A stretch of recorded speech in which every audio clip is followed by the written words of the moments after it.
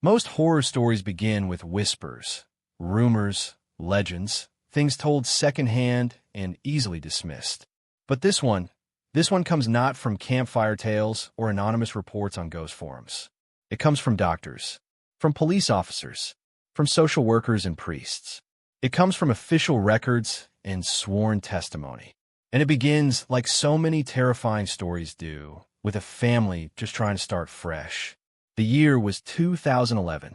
Gary, Indiana, a once booming steel town now scarred by unemployment, crime, and abandonment.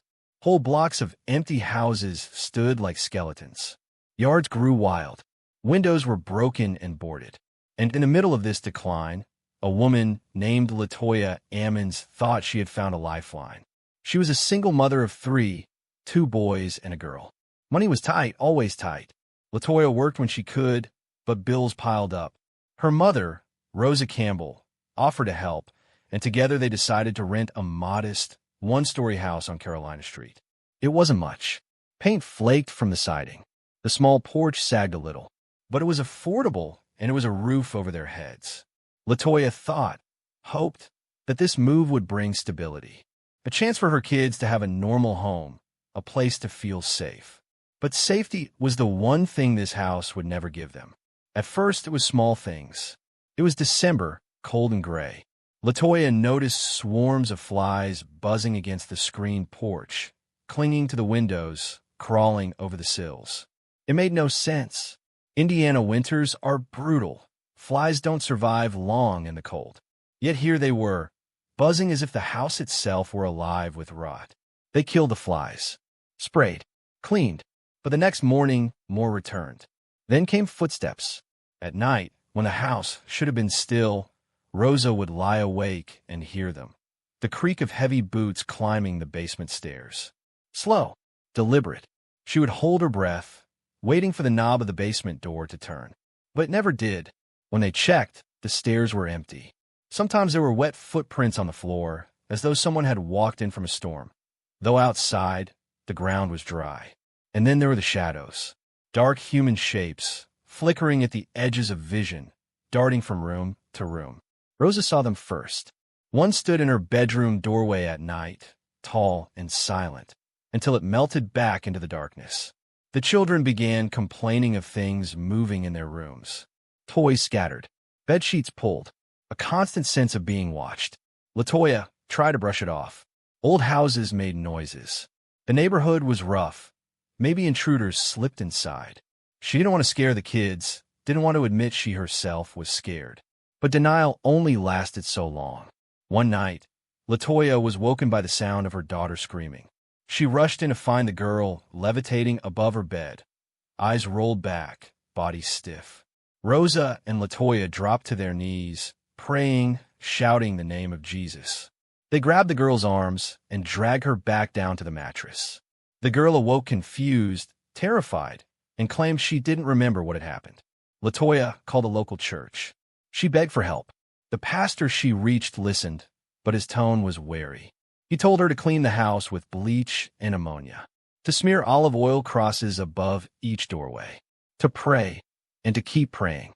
They did, and for a few days, it seemed quieter. But then it began again, stronger. The youngest boy sat cross-legged in the living room one afternoon, his face twisted in a grin that wasn't his own. He began speaking in a voice too deep for his throat, describing the way his family would die. Rosa swore his eyes rolled back until only the whites showed. The older boy complained of being shoved, slapped, thrown into walls. Once, invisible hands wrapped around his neck until Rosa yanked him free. It was as if the house itself had decided to claim the children. In April 2012, the family reached a breaking point. They went to their family physician, Dr. Jeffrey Onyukwu, desperate for answers. The children were sickly, exhausted, behaving in ways Latoya could no longer explain. Dr. Onyukwu examined them, listened to their stories.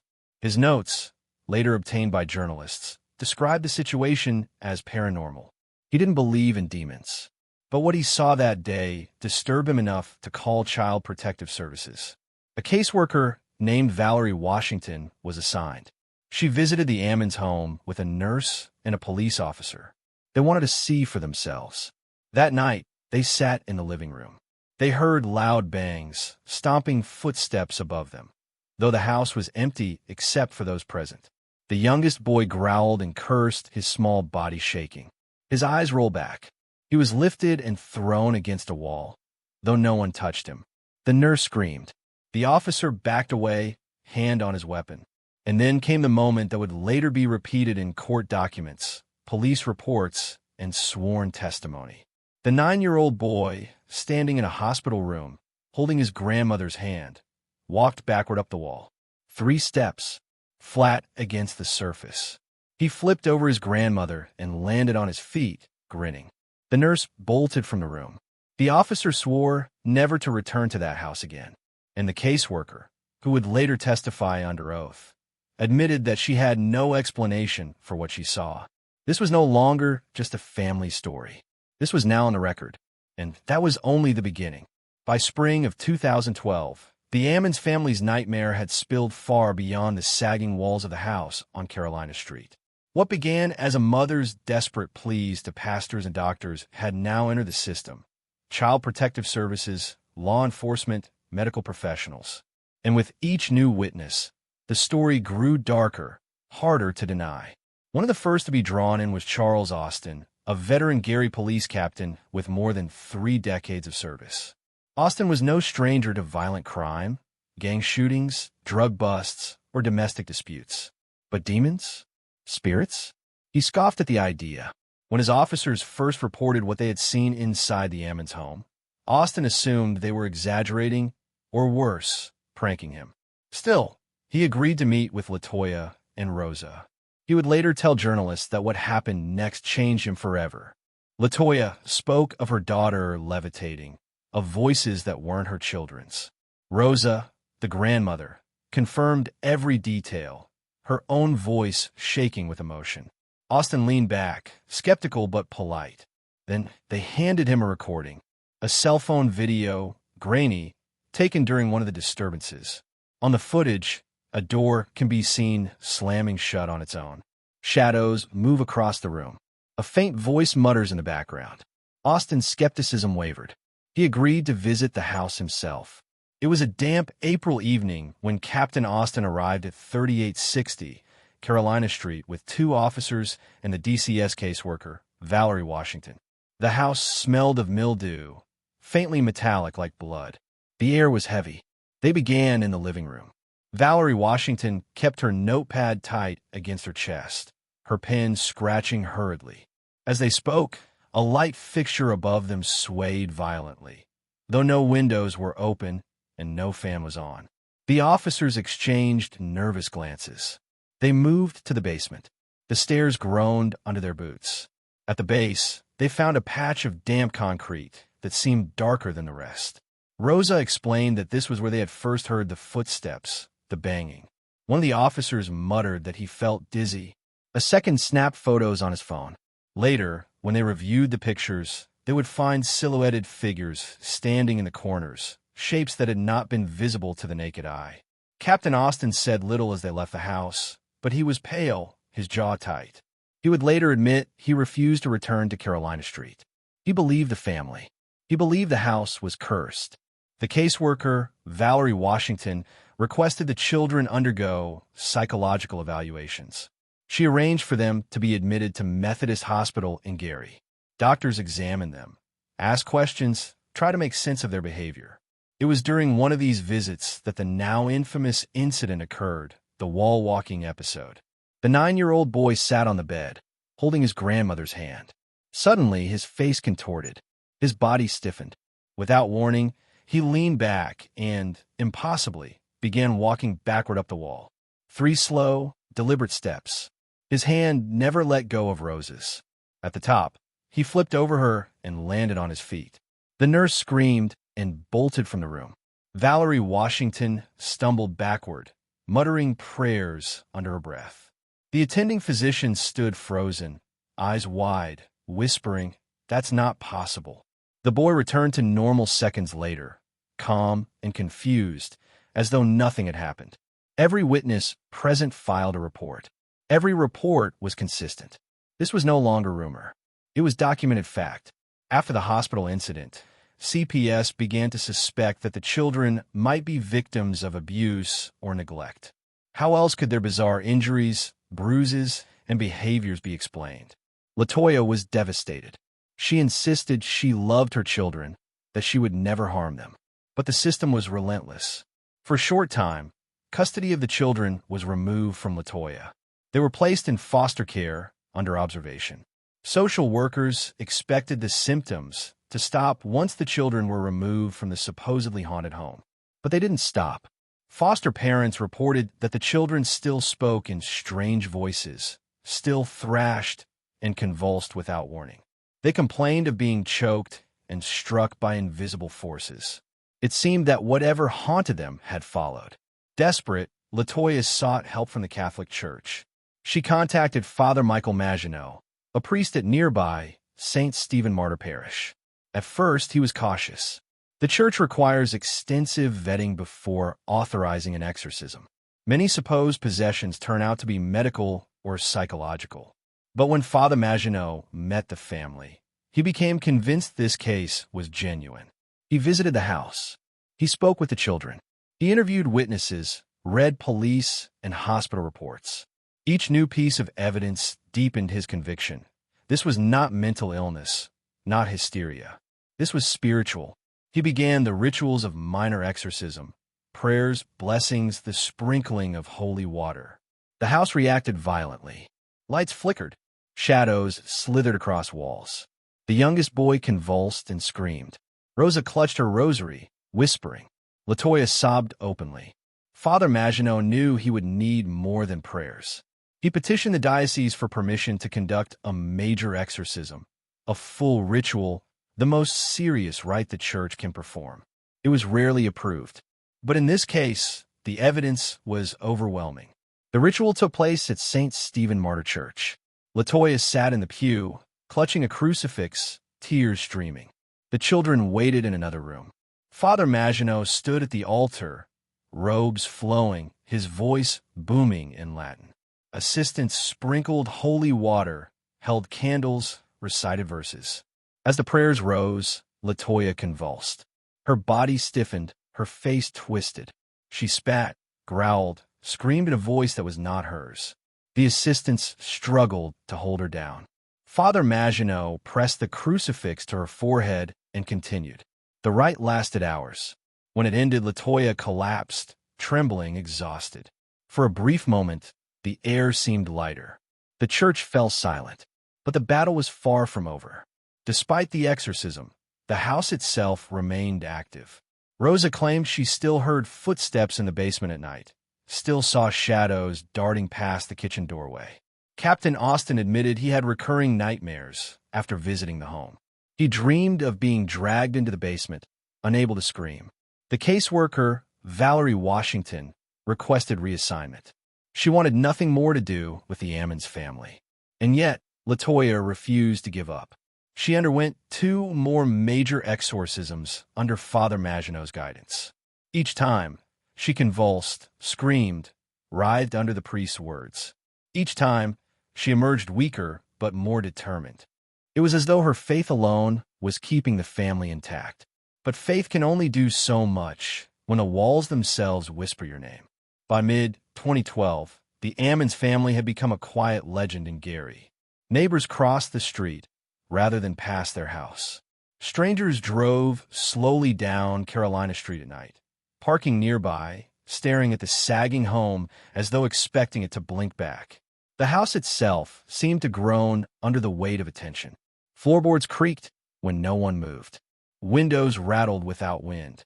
At times, the smell of decay rose from the basement like an exhalation. LaToya Ammons could barely sleep. When she did, she dreamed of tall, faceless figures standing at the foot of her bed, reaching for her children. Rosa claimed she heard her own name hissed from empty corners of the kitchen. The children's behavior grew erratic. Fits of laughter, sudden violence, hours of silence. Gary Police Captain Charles Austin, though he refused to return to the home, admitted privately that the case scared the hell out of him. This was a man who had seen corpses riddled with bullets, children caught in gang crossfire, and yet he confessed this was different. This was pure evil. Father Michael Maginot, having performed 2 major exorcisms already, pressed his superiors for a final, sanctioned rite. The archdiocese hesitated. The Catholic Church rarely authorizes full exorcisms. Each case must be investigated, weighed, and verified. But the Ammons file was unlike any other. It contained sworn police testimony, medical reports, psychological evaluations, and the chilling accounts of a state caseworker. The evidence was stacked too high to ignore. Approval came. Father Maginot would perform a 3rd and final exorcism. It was a hot summer afternoon when Latoya entered the small chapel. The air inside was stifling. Candles guttered. A small group gathered. Father Maginot, 2 assistants, and Rosa. The children remained in another building, too traumatized to witness what would unfold. Latoya sank to her knees before the altar. Her hands shook as she gripped a crucifix. Her lips moved in silent prayer. Father Maginot began in Latin. His voice echoed off the stone walls, deep and commanding. The assistants joined in, chanting responses, sprinkling holy water. At first, nothing happened. Then Latoya's breathing grew ragged. Her body stiffened. She began to rock, whispering in a low, guttural voice. Her eyes rolled back, showing only white. The whispers grew into laughter, rasping, cruel. "She is ours." The voice spat, though her lips barely moved. The assistants pressed harder, restraining her arms. One swore he felt something push back, something more than her physical strength. Father Maginot pressed the crucifix to her forehead.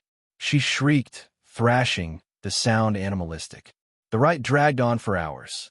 At times, the chapel seemed to pulse with pressure, like being deep underwater. Witnesses later claimed the candles flickered in unison, bowing toward Latoya as though drawn by invisible breath. Finally, as the priest reached the last passages of the ritual, Latoya let out a scream that rattled the rafters. She convulsed violently, then went limp. The silence was deafening. When she opened her eyes, they were clear. She wept silently, whispering, "Thank you, thank you." But the house was not finished. Even after the exorcism, Rosa claimed to see movement in the basement at night. One evening, she descended the wooden stairs with a flashlight. The air was cold, her breath visible. She paused at the bottom, sweeping the beam across the cracked concrete. For a split second, she saw them. 2 tall shadows standing against the far wall, featureless, unmoving. She dropped the flashlight. By the time she picked it up, they were gone. Terrified, Rosa refused to enter the basement again. Though Captain Austin swore he would never step foot in the house again, his officers were not so lucky. One evening, responding to another call, 2 Gary police officers entered the home to investigate reports of intruders. They swept the rooms, empty. But as they left, one officer swore he heard footsteps following behind them, though no one was there. Another later confessed that his radio crackled with static, then a voice whispered his name. They fled without finishing their search. Their report was brief, vague, but privately, both admitted they believed the house was cursed. By now, the story had spread. Local journalists began sniffing around. Neighbors spoke of lights flickering in the windows when the family wasn't home, of strange noises at night. Children refused to walk past the house on their way to school. Some said the house seemed alive, as though it breathed. Others swore they saw a figure staring out from the upstairs window long after the Ammons family had fled. Gary, Indiana was no stranger to hardship, crime, poverty, abandoned homes. But this was different. This was something ancient, something no one wanted to claim. Despite the terror, Latoya clung to her faith. After the 3rd exorcism, she claimed to feel lighter, freer. The children, too, seemed calmer. In late 2012, the Ammons family moved out of 3860 Carolina Street. They left behind furniture, clothes, toys. They wanted nothing from that house. Nothing. The house sat empty, rotting, its windows dark. But the fear remained.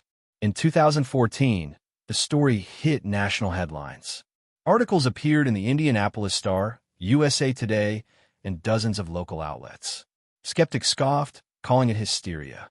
Believers whispered it was proof of evil on Earth. That same year, the house was purchased by Zach Bagans, a television paranormal investigator. He claimed the property was the most terrifying location he had ever encountered. Bagans filmed a documentary there, calling it the Demon House. He reported hearing growls, footsteps, and voices. Crew members claimed to suffer breakdowns, illness, violent outbursts.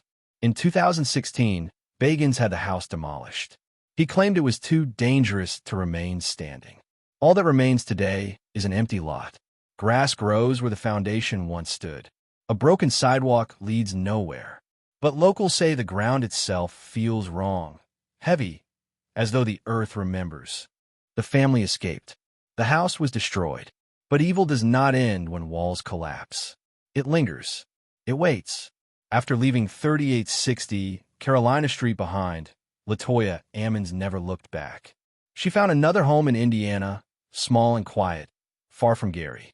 She enrolled her children in a new school, joined a new church, and tried desperately to rebuild a sense of normalcy. Neighbors in her new town noticed she kept to herself. She avoided questions, rarely spoke about her past. When asked, she would smile politely and say, "That's behind us now." But Rosa knew. At night, when the house was still, she sometimes heard her daughter cry softly. And the children still woke from nightmares. Though now, at least, they were not accompanied by voices, levitations, or shadowy figures. The Ammons family had escaped the house, but the house had not escaped them. When the Indianapolis Star published its long-form feature in early 2014, the Demon House story erupted. Headlines screamed, "Family possessed by demons in Gary, Indiana. Police, doctors, and priests witness exorcisms.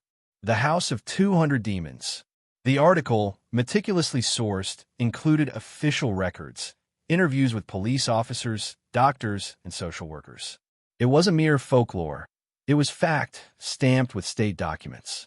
Skeptics immediately pounced. Paranormal researchers debated whether the evidence could be trusted. Scientists suggested mass hysteria, psychological disorders, or misinterpretation. But others, priests, believers, even seasoned officers, insisted it was the most credible demonic possession case in modern U.S. history. Talk shows invited LaToya, but she refused interviews. She told friends, "I don't want to relive it." Though the Ammons children tried to resume normal lives, the trauma lingered. The eldest became withdrawn, hesitant to make friends. Teachers described her as intelligent, but always watching the corners of the room. The middle child sometimes broke into sudden fits of anger, followed by tears. Psychologists labeled it trauma response. LaToya suspected it was more. The youngest, once the most playful, grew quiet. At night, he sometimes whispered to Rosa, "They're still watching." But in their new home, the phenomena never escalated. The family clung to prayer, routine, and silence about the past. Back on Carolina Street, the abandoned house became an urban legend. Teenagers dared each other to sneak in at night. Some swore they heard footsteps on the stairs, whispers in the walls. One boy claimed he saw a woman in white staring from an upstairs window. Another said he saw a shadow crawl across the lawn and vanish. Adults warned their children to stay away. "That house eats people," one neighbor muttered. When Zach Bagans bought the property, curiosity spiked. Locals gathered outside as cameras rolled. Some mocked the production, others whispered prayers. When the house was demolished, few cheered. Most simply breathed easier, as though a sickness had finally been removed from a block. Yet, strangely, no one wanted to build on the empty lot. The ground lay fallow, weeds sprouting, the earth itself uneasy. The Demon House case split Gary into camps. Some insisted it proved the devil was real, that evil could infest not just people but places. Churches used the story as sermon material, a warning, a reminder to cling to faith. Others scoffed, dismissing it as sensationalism. Yet even those who mocked avoided Carolina Street. It was one thing to disbelieve in demons. It was another to step onto the soil where children had levitated and doctors had screamed. The official stance remained vague. Police officers kept their distance. Medical staff never spoke publicly again. The Catholic Church quietly filed the case, adding it to their growing archive of modern possessions. Gary Police Captain Charles Austin retired not long after the case. In interviews, he admitted the demon house changed him. "I laughed when I first heard it," he said. "Then I went inside. I'll never laugh about it again." He confessed to nightmares. Dreams where he stood in the Ammons basement, hearing the growl behind him.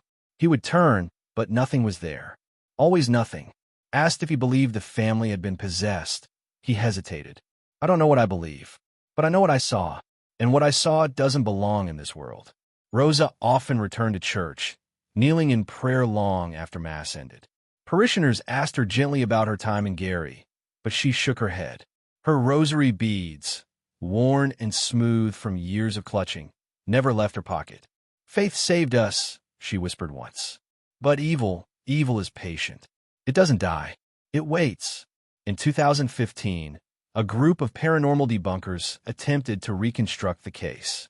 They argued that flies could be explained by nearby trash, that footsteps were the house settling, that the wall walking was an illusion or exaggeration. But when pressed about the testimony of medical professionals, about the police report, they faltered. Skepticism could explain some of it, but not all of it. The Ammons case remained one of the most documented possession accounts in U.S. history. The demon house became a reference point. Writers compared it to the Anneliese Michel exorcism in Germany, where a young woman starved to death after 67 exorcisms. Others linked it to the Hinterkaifeck murders, where footprints led into a farmhouse but never out. Still others whispered of Dyatlov Pass, where 9 hikers died under impossible conditions. The world has many unsolved horrors, but the demon house stood apart for its witnesses, its documents, its modernity. It wasn't folklore. It was yesterday. Today, the lot where the Ammons house once stood is silent. Children cross the street to avoid it. Adults mow their lawns while avoiding glances in that direction.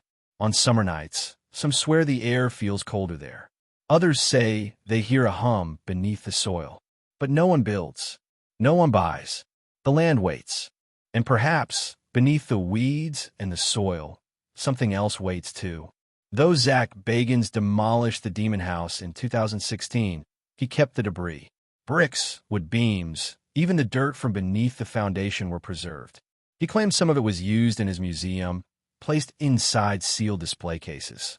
Visitors reported headaches, nausea, even fainting while standing near the artifacts. Some swore they heard scratching from within the cases. Bagans insisted precautions were taken, yet rumors spread that the curse of the house had been broken into fragments and scattered into the world. If the house itself was gone, then perhaps the evil had simply learned to travel. Long after demolition, Carolina Street remained restless. One woman walking her dog claimed the animal froze near the lot, hair bristling, growling at nothing. Another neighbor swore that on still nights, she heard footsteps crunching the gravel where the porch once stood. Once, a child playing nearby came home with scratches across his arms. When asked what happened, he whispered, "The boy in the basement did it." There was no basement anymore. Latoya Ammons has never publicly retold her story in full. She has avoided cameras, declined documentaries, and refused interviews. She tells friends and pastors that speaking of it might wake it up again. When pressed, she only shakes her head. "Some things," she says softly, "are better left buried." Her children are adults now. They live far from Gary. But even today, they avoid basements, refuse Ouija boards, and never, ever talk about the house. The Gary Police Department still holds its case files. Officers whisper that even the paperwork feels wrong. Captain Austin's report remains infamous among law enforcement circles, a respected officer admitting that a house shook his faith in reality. New recruits are sometimes told the story as a warning. Not everything can be explained. Some cases you just walk away from. The priest who performed the exorcisms eventually transferred parishes.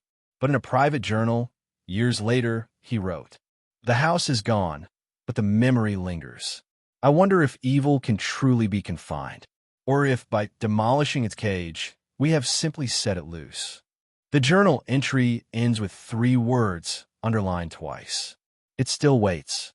Today, the lot lies still. Grass grows wild. The soil remains unsettled. On certain nights, locals say they see flickers of light moving across the ground, as though flashlights are sweeping the grass. But when they look closer, there is no one there. Sometimes, faint humming drifts from the earth, a low vibration, like a swarm of flies trapped beneath the soil. And once, just once, a group of teenagers swore they saw a figure in the middle of the lot. A woman, dressed in white, hair hanging across her face. She raised one hand as though beckoning them closer. They ran, screaming. But one boy glanced back. The figure had vanished, leaving only the sway of weeds in the moonlight. The Demon House case remains unsolved, unclosed, unending. It was not a legend from centuries past, nor a distant story from another country. It was modern, documented, and witnessed by professionals. Doctors, police officers, social workers, priests, all of them saw and heard and signed their names to what happened. And yet, no one can explain it. Skeptics try. Believers warn.